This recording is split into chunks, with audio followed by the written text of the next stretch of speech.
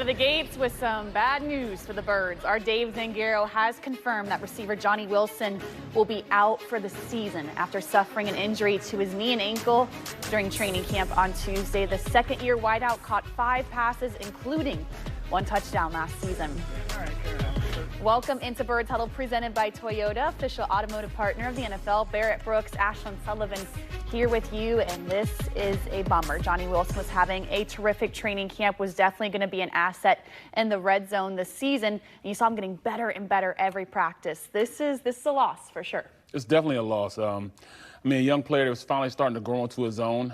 He was known more so from last year being a really, really good blocker.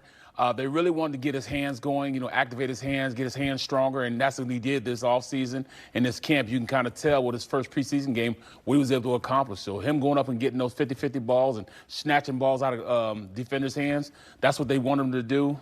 This is definitely a setback for him and also the team. It really is. But the one silver line when we talk about at least how the team can recover from this, the Eagles did add John Mechie at receiver before Wilson went down for the season. Nick Sirianni spoke about what Mechie brings to the squad. It's our Bird's Eye View presented by Bush Auto Group.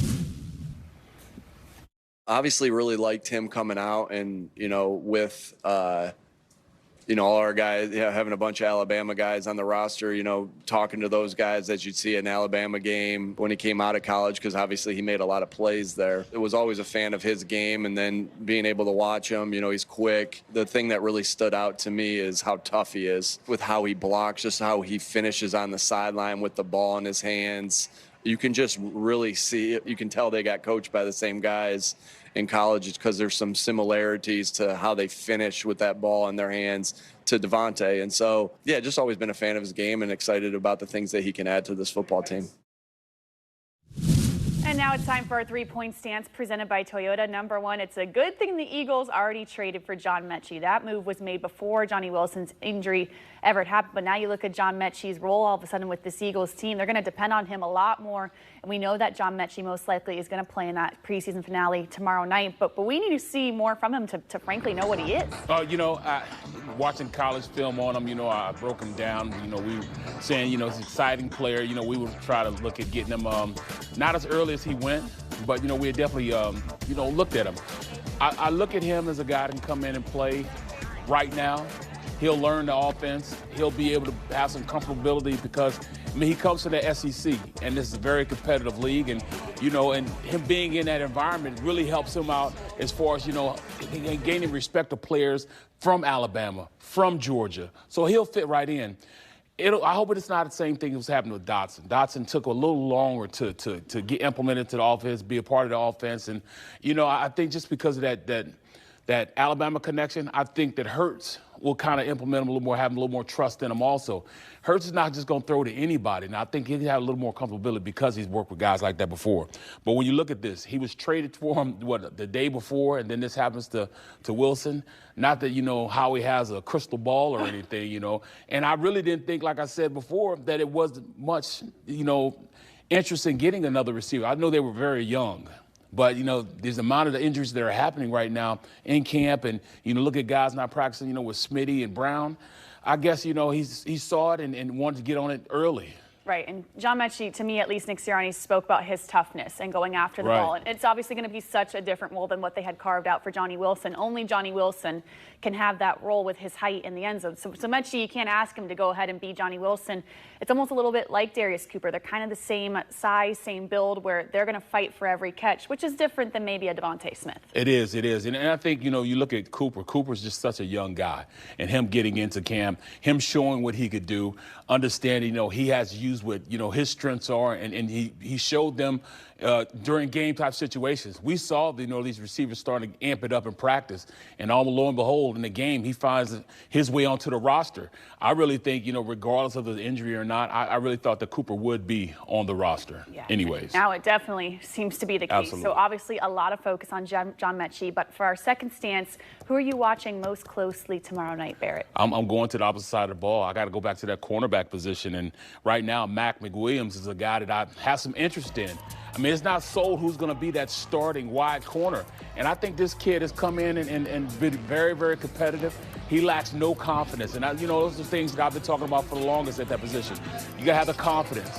If you don't have confidence in yourself and you have to compete, and if you're not competing at a high level, then you just got to go out there and just have consistent days. He's had consistent days. He's done all three of those guys, all three of those. And the other guys, I hadn't seen the consistency in doing that. I talk about Ringo. Ringo was supposed to be my guy. He was supposed to come in and be that starter this year. But he lacked, one or two of those traits every time he went out to practice. He lacked confidence one day. He lacked, competitive nature one day. I mean, you just got to go in, settle in, and be confident in what you do, what your strengths are, and build on them strengths. Take hold of that position. Nobody did. So I'll be looking at Mac McWilliams. He might be a guy that we're talking about playing on Sunday, not just in special teams, but playing on Sunday. Yeah, that's a great one, especially when you look at this team and how it's set up. They could really use some more cornerback depth. So Absolutely. Maybe just because of that, he makes the team. Absolutely. They need it. Yeah, and now they might need some wide receiver depth. If you would have had this segment yesterday, I would have said Anaya Smith, I think he is the odd man out in this final roster decision. I didn't think the Eagles were going to keep 6 receivers. Right. But now, with the Johnny Wilson injury, Anaya Smith is going to have to have a massive preseason game on Friday night, because I still think the Eagles could get by with 5 receivers. Right now, Anaya Smith is that 6th receiver. Could he make it just because of his special teams contributions? Maybe. We know he's a great return specialist, but frankly, I have seen very little from Anaya Smith in training camp. We've barely written down his number. Right. We've barely said his name. Whereas Darius Cooper forces you to see him every single practice. It's not the same for Anaya Smith, but if he goes out and has a great preseason game, the time is now. They need another receiver. Could they keep Anaya Smith as their 6th receiver just because of numbers? Yes, but he hasn't done anything to make the team. Right. I mean, he goes out and produces, just like we saw with Makuba. He went out and produced that one game, got that opportunity to produce. Maybe Anaya Smith goes out and says, look, you only get one chance. You know what I'm saying? Maybe you start singing Eminem. You get that one chance. You got to step on it. You know what I'm saying? He should be playing that song this week. Right. He should be playing that song. You got to lose yourself sometimes. Let's go. And Friday night is that time. And now to number 3, the Eagles answered a lot of questions during training camp. Nick Sirianni spoke about how camp went and how they start to transition into regular season mode now. You're always trying to improve, and you see we do different types of drills to help our guys improve in certain areas. And so I know there are certain things that are so important for game 1, game 2, game 3, the first month of that season, that we're working on a little bit even more as camp goes on. Just want to continue to get better at those things because we know how vital they are. But then it's going to be the shift of the focus will be, hey, getting ready for this first game of the season. Well, already shifting gears, the first game of the season only 14 days away. How confident are you in this squad, Barrett, for week 1? I'm still saying the best team in the NFL, bar none. And I don't think it's very close. A lot of people say, oh, you look at a team like Detroit. Detroit has some talent in it, but it's overall, you look at it, our defense is better, and I think that's what, puts us head and shoulders over that Lions team. But our offense is just as competitive, they got 2 great running backs, but we have a great running back and some really good running backs, Quarterbacks, I think our quarterback is better than them. So when you look at it, we lack no confidence at any position on the roster right now. We're talking about it because, we're hyper-focused on that cornerback position, that safety position. We really don't have to worry about it because, they can't pick on that guy all the time. I think we'll be very, very good going into the season, a lot better on defense, and the defense will get better and better. It's not time to think the sky's falling or anything like that. We will be the best team in the NFL.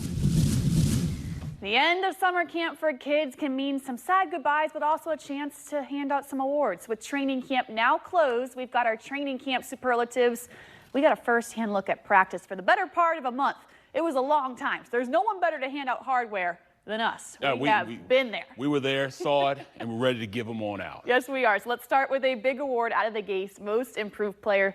Some legitimate nominees here. Tyler Steen, who locked down the right guard job. Tanner McKee looks like a future starting quarterback, but this is a no-brainer. Moro Ajomo, he has been so much more improved.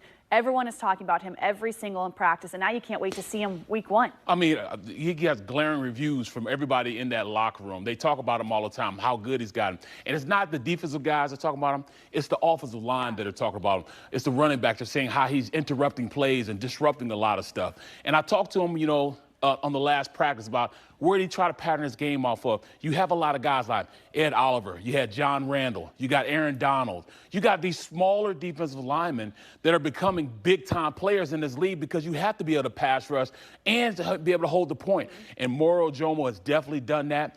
He's just one of the smarter players I've talked to, but you could tell he's ready to play this game and take it to another level. He wants to step into some shoes, the bigger shoes than he had last year. He's ready to take over and really get some valuable playing time. Yeah, he's a great example. They're putting more on his plate clearly, but he's welcoming the challenge. And every single practice, you can see him making plays. Moro Jomo is a guy that you're forced to write his number down every practice, which says a lot from a defensive lineman in training. Absolutely. You don't always notice them. Yep. All right, up next we have best newcomer. Now, the Eagles didn't do much in free agency except some one-year contracts. So we're really focusing on the draft here.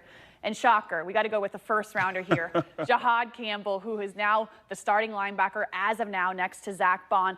A little rogue at first, but has really come into his own. I think he's become a smarter football player as camp's gone on. Absolutely. The game is slowing down to him every single day he's out in practice. Game type situation, you can see things are starting to slow down. He's reading, reacting, doing what he's supposed to do. He's grabbed hold of what these coaches are trying to give him. They keep force feeding him, and he keeps taking it all in. And he already had the intangibles, and tangible things. He's big, strong, fast, hyper aggressive. He knows two speeds, on and off. And one thing I love about him, he's taking ownership, not just of the locker room, but of that building over there. He's one of the few guys from this area. And he's believing, look, I'm here to stay. I know we can have the best linebacking core in the league. We just got to step up. And with him and Zach Bond, I really think those two are going to be a great combination. And we'll see why he was our first-round pick. He should have been a top 10 pick. And he'll show everybody why they messed up. And there were 29 other picks that messed up on him and not getting them. Especially Vic Fangio, we know how honest he is. So for him to admit, hey, we're putting a lot on this guy's plate is because he can see the potential in him. That spoke volumes to me. Now, how about the best moment of camp? We had a lot of moments. Jalen Hurts signing autographs for a ton of kids as training camp closed out. That was a cool one. But I think we all know what the most viral moment was. Landon Dickerson, just a guy being a guy. One day after surgery, we were thinking, no way he's going to be on the field participating. And he was participating in his own way by bringing a couple Coors Lights out to the guys. It's another song. It's Friday somewhere. You know what I'm saying? It's happy hour somewhere. It's Friday somewhere. And 5 o'clock somewhere. And Landon Dickerson knew he had to go out there and make sure these guys were well hydrated. I love him as a teammate. He saw they were thirsty. They had some really good, moments during practice. Those was fighting. He's going to go get those guys. Teammates, he just loves the fat guys. We take care of each other. We take care of each other. Respectfully. Offensive linemen take care of offensive linemen. He even brought the other guys over. Landon Dickerson, that's the perfect way to end some great battles, one-on-ones, offensive line, defensive line. They did a great job doing that in the dual practices. Yes. Great job. Here's hoping Landon Dickerson gets healthy because we need that guy on the field in a different regard, not just having some beers. Hey, you gonna play on Sunday? Are you gonna play next week? I'll definitely bring the beers. Deal. And now time for our diamond in the rough, and it's good to be undrafted rookie Darius Cooper. He has made plays every single day. You've heard Bear and I talk about this throughout camp. Go out, make a play, make yourself notice. No one has done that more than Darius Cooper. The confidence level, strong hands, and knock on him, because I did his last game of his senior year, his last game of this season, and the knock on him was he wasn't consistent with his hands. Well, look, that's all he talk about now, strong hands, he catches everything. He already had the skill set to go out there and play a lot of those gadget plays, reverses, the tunnel screens. He can do all that stuff. You put him a running back, big frame, big build. I mean, look, him and AJ out there, that's almost unstoppable as far as if you want him to run a slant or anything like that. He just has to catch up with the game. He took hold of that, his confidence level. He didn't make a lot of mistakes. That's what you do. You go grab a position. I think he kind of made himself a place on that 53-man roster. Yeah, the quarterback trusts him. He said that. And contested catches, he's going to win a lot of those. Just Absolutely. Because of his toughness, Absolutely. That's for sure. And finally, our training camp MVP, the biggest award of all, a ton of worthy candidates, but one guy seemed to be on his aim game every single day, looked poised, and did it in a very quiet manner, as he always does. Cornerback Quinyon Mitchell went from just being a starting cornerback to now shadowing the top receiver to possibly Defensive Player of the Year candidate. Yeah, I said it. He's that good. He is that good. And it's great when, the opposing receivers on your team talk about how good you are. I mean, it's like every time you go to practice and you're Devontae or you're AJ, you line up, you look over and say, there he is again. Man, here's Quinyon again. You got to give your all. and he's making those guys better, which is making him better. I mean, my hat goes off to him.